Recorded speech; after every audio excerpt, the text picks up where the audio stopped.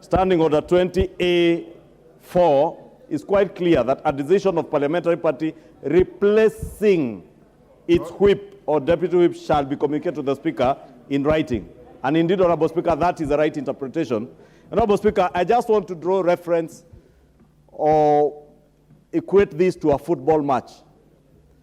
When you substitute or you replace a player, you do not remove and do not put in another player to play. And therefore, that was a gist of this Standing Order 20A4, that you shall not remove without replacement, but you shall replace, as is akin in football matches where you substitute a player.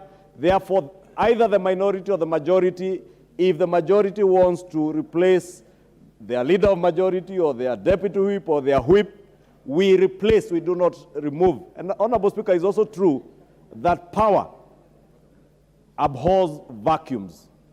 And what we are being asked to do is to remove and leave a vacuum, Honorable Speaker. And I really want to ask our colleagues, Honorable Speaker, to be patient and exercise patience. You have already said, Honorable Speaker, that nothing stops them, even tomorrow, from writing to you and express their desire to replace any member, be it in a committee or in their leadership.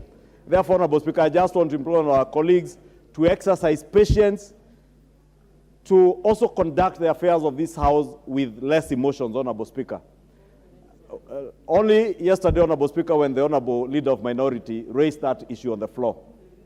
I remember, Honorable Speaker, when you tried to stop him in his tracks because he was doing it at the wrong time, the Leader of Minority became very emotional. The Honorable Atandi uttered some unpalatable words, just like I've heard the Honorable Rosa Buyu utter today, like the Honorable Babu Owino was trying to do. Honorable Speaker, we need to conduct this House with some decorum, Honorable Speaker, including when you want to raise a point of order, you do not shout from your seat.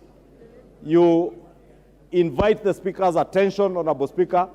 And for instance, Honorable Speaker, when I invited your attention, is on a matter also touching on the decorum here in the House, that when you recognize students who ought to be emulating us as leaders and as their role models, we have a tradition and a culture in this House. When you want to cheer, you foot thump, Honorable Speaker, but not bang tables, Honorable Speaker. And that is the matter I had wanted to raise about the Honorable Babu Owino. Honorable Speaker, I just want to implore on our colleagues in the minority, please, as the Honorable Speaker has ruled in his communication, put your House in order.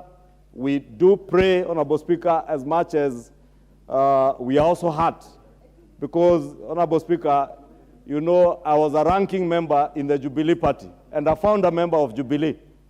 And therefore, I still have a bit of feelings for my friends in Jubilee. It's called nostalgia.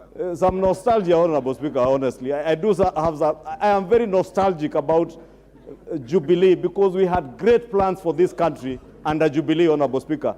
And therefore, I had hoped also, Honorable Speaker, that you would, in your ruling, communicate that you recognize Jubilee Party as a distinct parliamentary political party, which they qualify under Standing Order 20A1, Honorable Speaker, because they have already achieved that threshold.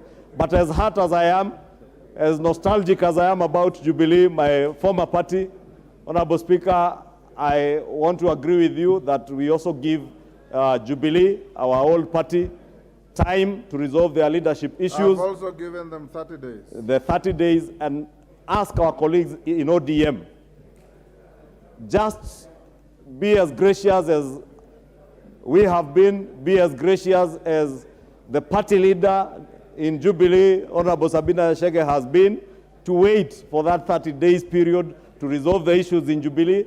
I pray and hope that even within the Azimio coalition, you will be able to resolve the issues that are within your coalition, so that we engage here as leaders who can engage on the basis of the policies that we espouse for those of us who are in government, and you in the opposition or in the minority, on the basis of the alternative policies that you espouse that you will sell to the people of Kenya as a better alternative, and that we can only do when we engage in this house. And engage, again, Honorable Speaker, I say, without being too emotional, without being insultive even to the person of the Speaker, Honorable Speaker. And Honorable Speaker, I do want to give notice that I will be moving a motion when we resume to name the Honorable member for Atandi, Samuel Atandi, over what happened yesterday, Honorable Speaker. Because, Honorable Speaker, just as I was raising the issue of Babu Owino, we ought to be a house where we conduct business with decorum. And on occasion, Honorable Speaker, myself and Honorable Pukose will point to issues where we are going out of order, Honorable Speaker. And I must thank even the Honorable Otiende Amolo. I've seen him being very keen when he sees the Honorable Didmas Barasa not dressed properly. He raises those issues because that is how we protect the dignity of this house. But when we start shouting at the Speaker, when we start calling the Speaker unpalatable names from where we are sitting, simply because we are on Hansard, we are not on Hansard, when the Honorable Babu Owino starts shouting there that he is not my girlfriend, and honestly, Honorable Speaker, I cannot be admiring a man under any circumstances. And even if I was to admire anybody, not the likes of Babu Owino. There are enough women in this country to admire. I cannot be in the business of admiring men. Therefore, Honorable Speaker, I want to urge all our colleagues, let us, I take this ruling, Honorable Speaker, with some heart, Honorable Speaker. But I do agree with you. You have no business as a Speaker of the House in micromanaging any political party, be it Jubilee, be it Azimio, be it UDA, where I belong to, or even your former party, Ford Kenya. The moment you resigned as a party leader of Ford Kenya, the members of Ford Kenya who sit in the Kenya Kwanza coalition, you cannot, as Speaker now, micromanage those speakers. And I want to agree, Honorable Speaker, that it is within your rights to allow our colleagues within the minority to put their house in order. And I want to wish them all the best as we go on recess, that they will be able to put their house in order and come and give up formidable opposition here and even outside, but not in the streets, here and outside in other engagements. Thank you, Honorable Speaker. John Badi. Mr. Speaker, first